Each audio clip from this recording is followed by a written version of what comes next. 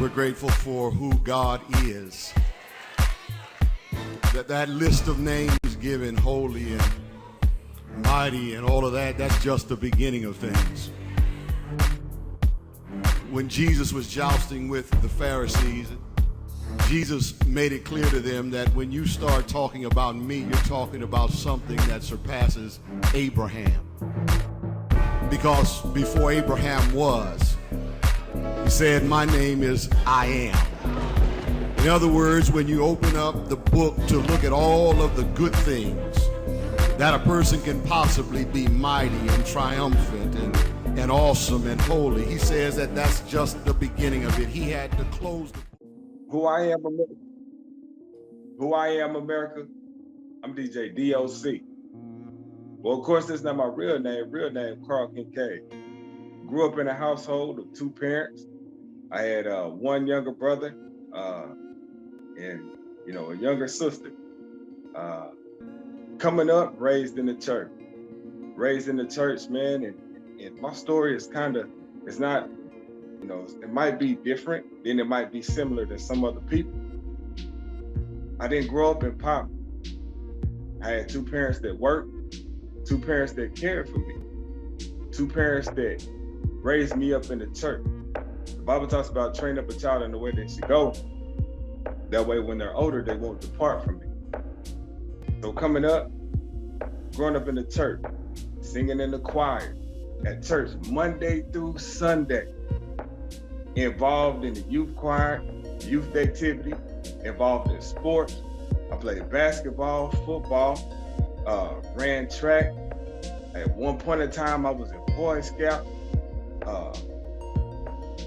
Whatever activity that you could name or whatever you could think of, I was involved in. Until my parents got a divorce in the 5th grade. And that's when things started to change. I started to struggle with identity. I didn't know who I was, but still being involved in sports and doing fairly well in school, I started to lose focus. And by the time I was in the 6th grade, grades started to drop. I started to have a lot of anger built up in me, not really knowing who I was. Wasn't hood enough for some of the black folk. It wasn't white enough for some of the white folk. So that caused me to really struggle with identity and who I was. So by the time the 7th grade hit, I got in my first fight. My first fight in the 7th grade. And I remember getting suspended from school. And when I came back to school after being suspended, I remember this feeling that I had of popularity. People started to accept. People started to like on me. I wasn't getting picked on anymore. I wasn't getting bullied anymore. So in the 7th grade, I started in a pattern of fighting. And even though I was in school, I would still do fairly well with my grade. I was still playing sports. It was still that crowd of friends that I was seeking acceptance from that led me going down the wrong path. 8th grade, still playing sports. 9th grade, I get into high school, still playing sports, but at this time, my dad moves across the country. I remember when he set us down and he told us that he was moving to Phoenix, Arizona. It crushed me. Not only was I struggling with identity due to the parents' divorce, but now my pops is leaving. You can imagine what that did to a kid. So even the anger that I had inside of me, it just increased. 9th grade, my dad moves to Arizona. I really didn't remember even crying when we left. I didn't even remember crying when we left. But sad to say, as I got older, I realized that it wasn't me being sad. The sadness that I had, I turned and internalized it, and it became even more anger. Now, even though I was angry on the inside, I was still popular as a kid because I played sports. I still did fairly well in grades. I was fairly, good at schoolwork, but I just began to get in more and more trouble. Hanging with the wrong people, being pulled one way, and just doing things that weren't a reflection on how I was raised as a youth. In the 9th grade, after my father left, I ended up dealing with feelings of anger. I ended up dealing with, the insecurity that I was having already. Him leaving made me feel rejected. Him leaving made me feel like he didn't want me. Me leaving felt like I didn't have no male role model in my life. But even though he left, my mom still did the best that she could. She wasn't working 2 jobs, but she worked 1 job all the time. She made sure that I had what I needed. She wasn't addicted to drugs. She wasn't out there in them streets. She wasn't in the hood. She just was a country girl from Hurtsboro, Alabama, that was raised up in church, that knew the right thing to do. My mom, she graduated from college, actually Knoxville College, back in, I don't know what year that was, back in 81, something like that. But she did the best that she could to raise me. In school, I remember being the popular guy. I remember doing stuff that I needed to do so that everybody would like me. And in turn, a lot of the stuff at times that people so-called like was stuff that was doing damage to me internally. Not really knowing that the habits that I was forming in school would lead to me going down a dark path. I remember being in school and so-called being the man on campus. I remember, being the basketball guy, being the football guy, and I remember just not being able to deal with anybody telling me about myself. And anytime somebody tried to tell me about myself, I would want to fight. I would get angry. I would get upset. But this is the stuff of me, in the absence of my father, how I would deal with things. I really didn't talk to anybody about the stuff that I was going through. I just thought that it was, as a man, you were supposed to not cry. I thought as a man that you were supposed to just keep your feelings in, keep your emotions in. So I started gravitate towards people who weren't necessarily doing the right thing. I remember I started smoking weed when I was 15 years old. Started smoking weed, started drinking, started partying, but all in the same time, being in school, it was like I was conflicted. It was like I had friends who were dropped out of school. I had friends that was living the street life. I had friends that was out there shooting people. I had friends that was out there robbing folks. But on the other side, I had friends also that was doing the right thing. I was conflicted. It was like how people say you got the angel on one side and the devil on the other. I was conflicted. I didn't know which one I wanted to be. I didn't know if I wanted to gravitate towards being a thug or if I wanted to gravitate towards being a schoolboy or a church boy. So what they did was I started to try to navigate both worlds. And what happened is it ended up turning me into somebody that I did not like. It ended up turning me into pretty much a chameleon, knowing how to adapt in certain situations. But one thing I can say, through my high school years, my mama always made sure that I had what I needed, that I went to class, and out of all my friends that was at school, I believe I was one of maybe a few to graduate high school. I went through the 9th, 10th, and 11th grade, 12th grade, playing sports. But the thing was, I would do barely enough It's like I wouldn't go all in my schoolwork because I wanted to hang out with the people in the street. And I didn't go all in the streets because I didn't want to be looked at as a failure. So I did barely enough to be able to graduate high school. I did barely enough. I didn't have straight A's, but I did do what I needed to do to graduate high school. But even though I graduated high school, one would think that my path would be straight and narrow from then. But what happened next, just have to wait to see. Okay. Who I am, America?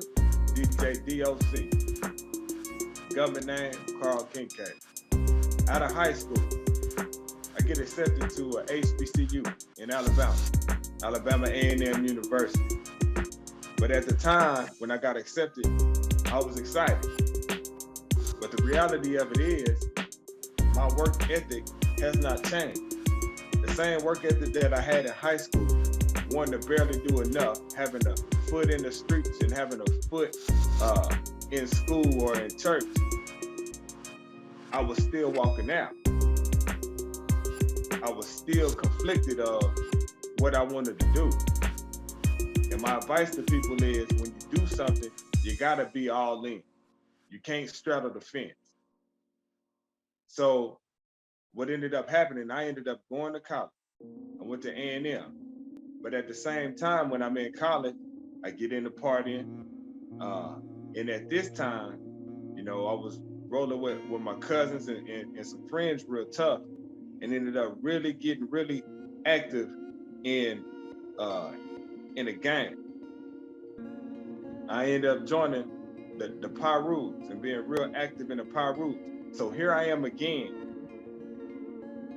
wanting to be in the streets, but wanting to be a school and a church boy at the same time. But I felt like I had something to prove. I felt like coming up, me not being good enough, or me not being black enough, or me not being white enough, I felt like I had something to prove. So that led to me gravitating more towards the game than my college friends. I ended up wanting to be accepted in the gang so bad that I started doing things that I knew at one point would either get me dead or locked up. I started robbing folks. I started carrying guns and toting guns and shooting at people. I started doing stuff that was totally outside of my character. Stuff that was totally outside the way my mama and my daddy raised me to be.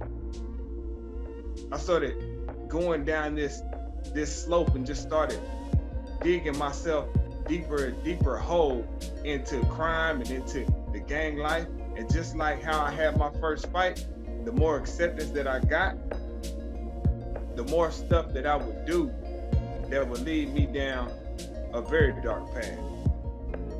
So by the time I'm 20, 21, I'm fully active gang member, a part of the Pyru. And there wasn't nothing that I wouldn't do to represent or to get status within the gang.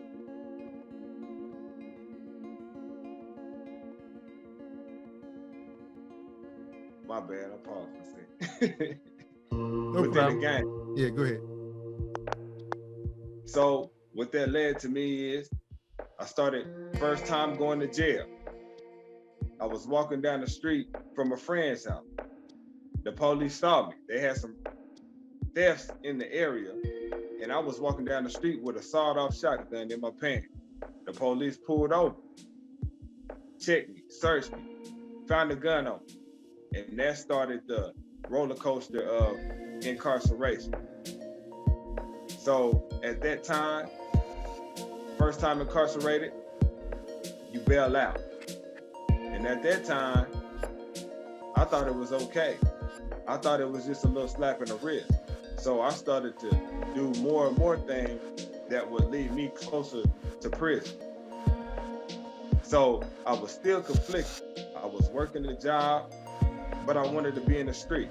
I was going to school, but I wanted to be in the street, which eventually led to me dropping out of school the second year and working a job here and there, little grocery stores or little warehouses. Couldn't hold down the job because I wanted to be in the hood, you know, addicted to weed, and at this time doing cocaine, doing pills, uh, just living a full-fledged street life.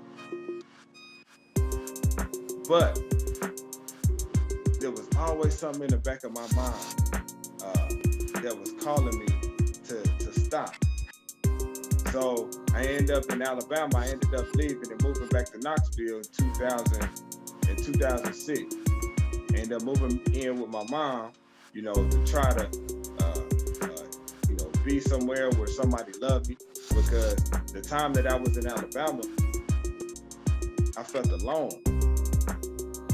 Even in the midst of having all these friends, even in the midst of being part of a gang, I felt alone. So I moved home to be where people truly love you. If you have family, if you have a mom and a dad, cherish them. Because at the end of the day, family are going to be the ones that'll be there. They'll be the ones that'll be there through thick and thin. So I moved back home in 06. 06, get a job, working, but I'm still in and out the street. So I ended up one day catching a robbery charge. I caught somebody at the gas station and attempted to rob me. I didn't get anything, and we fled, but they ended up putting a warrant out for my arrest for aggravated robbery. So at the time, really coming through school, not having a good work ethic, not taking care of business, doing this stuff that is manipulative and just getting in the pattern of, you know, not handling business, caused me to go on the run. I went on the run from the police from 2006 to 2008. While between 2006 and 2008, still just trying to live a double life. Calling myself, you know, being in the streets 1 minute and trying to go to church and be in church the next minute. But one thing that I can say is through this time, it's like I started to hear God's voice. It's like something was pulling me. And it's just at the time, hanging out and doing drugs and robbing people, you know, at the time, it just didn't feel right anymore. And all I could do was just remember the things that I was taught growing up in church. The things that, you know, we was taught, the 10 Commandments, thou shalt not steal, thou shalt not kill. And when I look at it, I'm doing the very things that go against God and what his word says to do. So in 2008, I ended up getting caught. They ended up catching me. I went to jail for 2 months while fighting this case, and they put it off. They put the case off, the court date off 2 times, and the third time that I went to court, the witness didn't show up, so they dropped the charge. But the thing about it is, I played that role in jail, like I was Mr. Christian. I played that role in jail that, yeah, I'm gonna live for the Lord. Lord, if you just drop this charge, I promise I'm gonna live for you. I played that role like a lot of us do. But God gave me grace and he gave me mercy. And he dropped the charge and he let me go, hoping with the hopes of that I would do right. I get out. No more than a year later in 2009, I catch another robbery charge. But before I catch the robbery charge, it's like I'm trying to inch closer and closer to God. It's like I know this stuff that's happening is not cool. I'm seeing people that I know, you know, get killed. I'm seeing people that I know go to prison for a very long time. And I know what I'm doing is not right and it's not pleasing to God.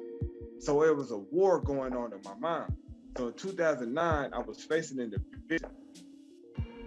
So instead of me working and earning money, like most citizens do, because of a drug addiction, because being addicted to drugs, uh, I would spend the money that I got very quickly and just go out and rob somebody else or try to come up with a quick scheme to get more money. Well, what that led to me doing is in 2009, going and robbing somebody at a gas station. But see, this robbery was a little bit different because before I did it, I was playing worship music in my car. I was going to church on a regular. I was trying to do the things that God wanted me to do. It's just the pull of the enemy was just so strong. And I remember catching a robbery charge in 2009 that resulted in me going to prison. I went to prison for an aggravated robbery and ended up doing 2.5 years on an 8-year sentence. And what happened next? Gotta wait and see. Who I am, America?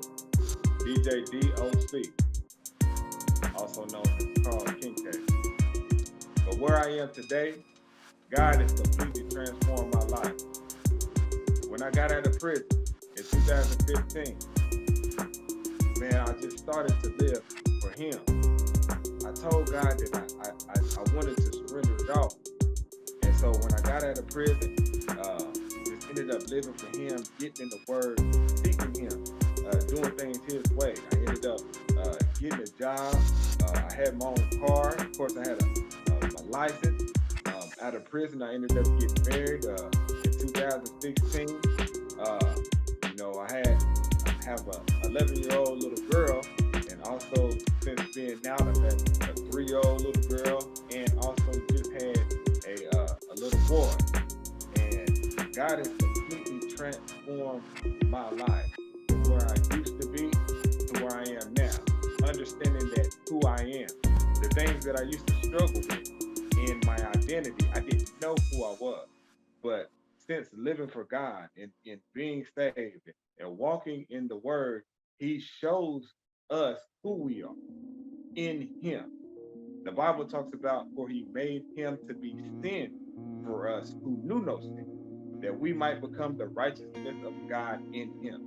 So understanding that we are the righteousness of God in Christ Jesus, and understanding that He cares for you. I'm talking about He's blessed me. It's been a promotion after promotion. I remember, when I got my job, I ended up being promoted to assistant manager within a month, and then within a year being a manager of a store. We're talking about somebody who was just in prison for an aggravated robbery is a manager of a rent-to-own store, dealing with money, dealing with checks, and doing audit and stuff like that. Just God totally overriding every natural circumstance. And I promise you, if you put Him first, you'll see what He can do in your life.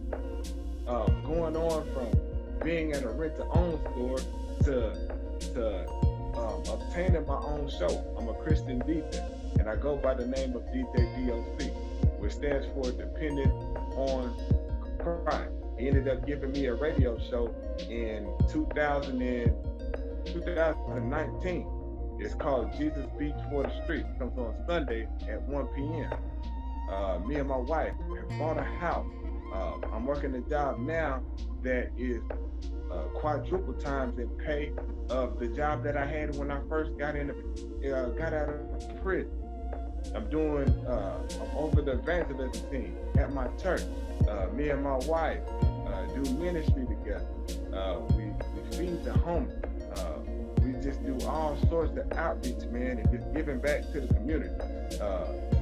It's one thing to talk about, and it's one thing to have the jailhouse religion. But one thing I encourage brothers to do is to, when you get out, to really seek God, to really give Him your all, to really do things and live life like He wants you to live.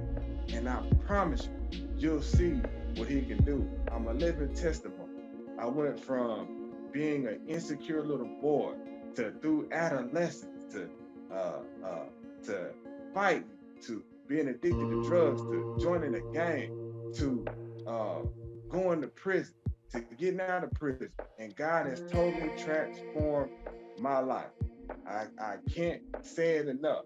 Give your life to Christ, man. I promise you, you'll see what he can do. And it's not even just about what he can do for you, but it's about honoring him and being grateful for the things that he's done for us, for loving us so much that he sent his son to die on the cross for our sins, that we could never repay him.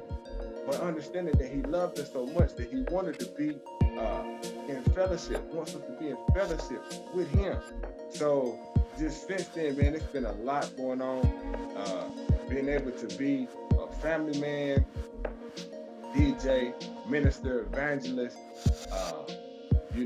husband, just God has just really turned my life around. And I owe all the glory, all the honor, and all the praise goes to him. So I encourage, if there's a young brother out there right now who's going through it, who you feel alone, you feel like there's no hope in sight, you feel like there's no light at the end of the tunnel, I promise you, God cares about you. The Bible says to cast your cares upon him, for he cares for you. I promise you, don't give up. Don't give up hope. Lean on God's everlasting arm. You hear me? Just do, what you got to do to glorify him in everything that you do. And I promise you, you'll start to see a change. So that's my story.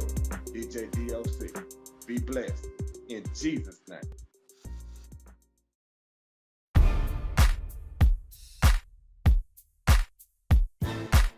We're grateful for who God is. That list of names given, holy and mighty and all of that, that's just the beginning of things. When Jesus was jousting with the Pharisees, Jesus made it clear to them that when you start talking about me, you're talking about something that surpasses Abraham. Because before Abraham was, he said, my name is I am. In other words, when you open up the book to look at all of the good things that a person can possibly be mighty and triumphant and awesome and holy, he says that that's just the beginning of it. He had to close the book when trying to describe himself and just said, I am. Start your roll of names of all the things I am. That's just the beginning.